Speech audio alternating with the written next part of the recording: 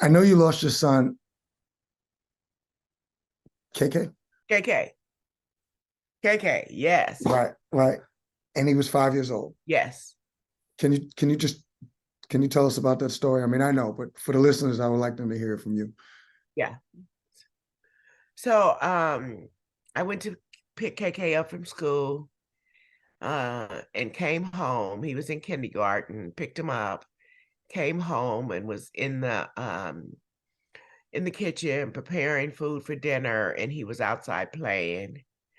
He darted out into the street, and a LAPD detective ran him over. And you know, I just went into this um downward spiral of pain, grief, loss, and fear. The anger, the rage, um, you know, even though it was an accident, I didn't see it as an accident. I saw it as this powerful force killing my son, the officer never getting out of the car, the police department never ever saying, I'm sorry. Um, I saw them stalking and riding by our home after the accident. And there was just like this period in time that it was all too much for me to deal with, to handle. And prior to the accident, I had been through so much harm and so much violence, so much abuse. And I just could not weather anymore. And I began to drink. And I drank to drown the grief, the pain, the loss. It escalated to drug use. It was at the beginning of the war on drugs, and our communities were saturated with this substance, and I began to consume it. And for consuming it, I was incarcerated.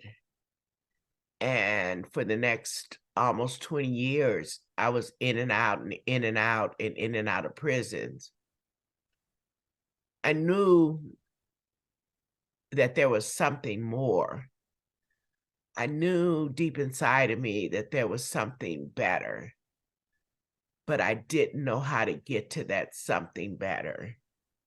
I would be released from prison downtown Skid Row, no ID, nowhere to go, nowhere safe to go, I'll say.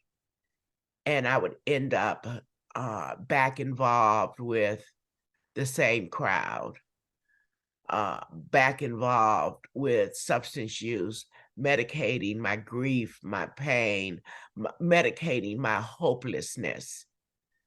Um, and then upon my sixth release from prison, I found a recovery center in the affluent part of Los Angeles County, Santa Monica, out by the beach.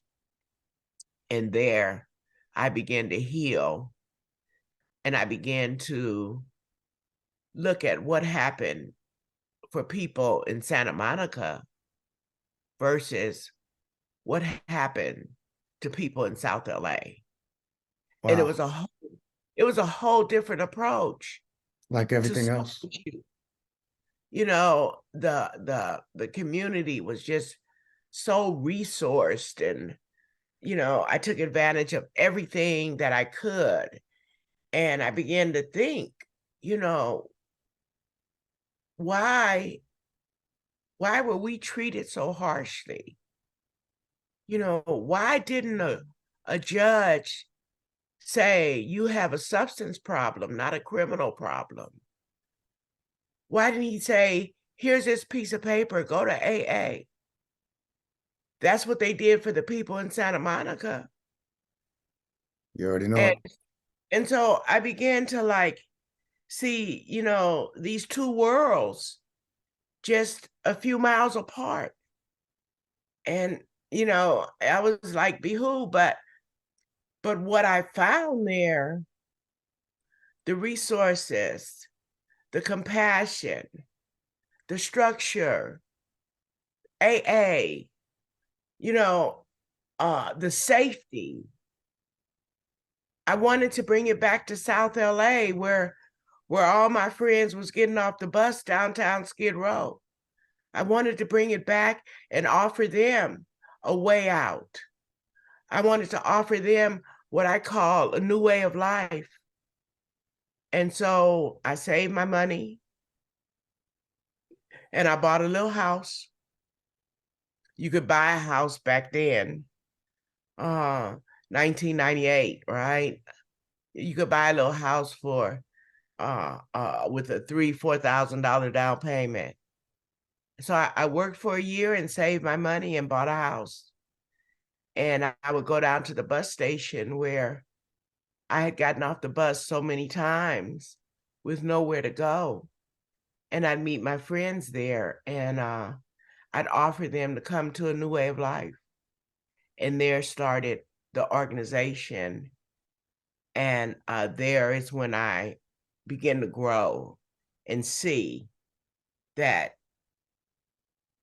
there wasn't